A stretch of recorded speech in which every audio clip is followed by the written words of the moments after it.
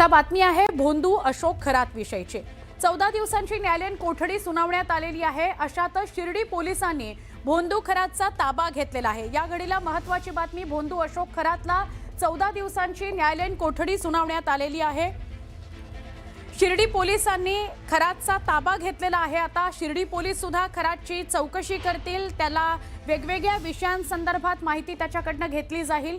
शिर्डीमध्ये एका शेतकऱ्याची फसवणूक आणि अवैध सावकारीचा गुन्हा खरातवर आहे आणि त्याच्या पत्नीसह तिघांविरोधात गुन्हा सुद्धा दाखल आहे। या प्रकरणात भोंदू अशोक खरात याचा ताबा मिळावा याकरता नाशिक न्यायालयात अर्ज करण्यात आला होता।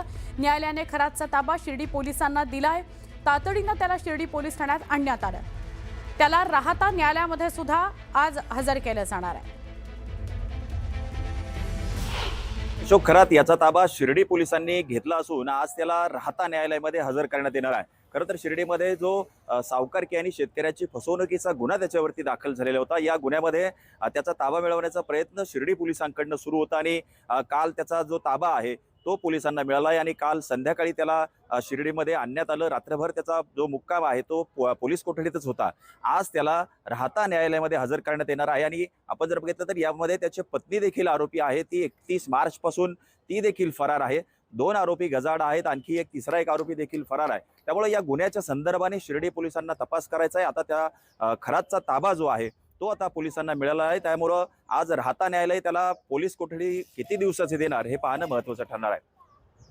हरीश देमोटे, न्यूज 18 मराठी, शिर्डी। गोकुळ दूध संघाच्या इतिहासात पहिल्यांदाच प्रशासकाची नेमणूक करण्यात आलेली आहे। महत्त्वाची बातमी आहे, प्रशासक 5 सदस्य असणार आहेत। संचालक मंडळाची मुदत संपताच नव्या कायद्याचा आधार घेत ही नेमणूक झालेली आहे। पण याच्या पाठीमागे असलेल्या राजकारणाची जोरदार चर्चा रंगतीये। भाजपचे आमदार शिवाजी पाटील यांनी सातत्याने गोकुळच्या कारभाराची लावून धरलेली चौकशी आणि उच्च न्यायालयामध्ये वाढवलेल्या दूध संस्थांच्या बाबतीत झालेल्या सुनावण्या यामुळे ही परिस्थिती आल्याचं बोललं जात आहे। त्यामुळे भाजपकडून ही राजकीय खेळी केल्याची चर्चा आहे। सध्या गोकुळवर सतेज पाटील आणि हसन मुश्रीफ यांची सत्ता होती। या दोघांनी राजकीय जोडे बाजूला ठेवून गोकुळ ताब्यात ठेवला होता।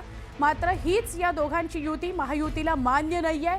त्यामुळे या दोघांना शह देण्याकरता ही चाल खेळल्याची चर्चा आहे। मात्र याचा फायदा नेमका कुणाला होतो हे मात्र प्रशासकीय राज कोणत्या हेतूने काम करणार यावर अवलंबून असेल।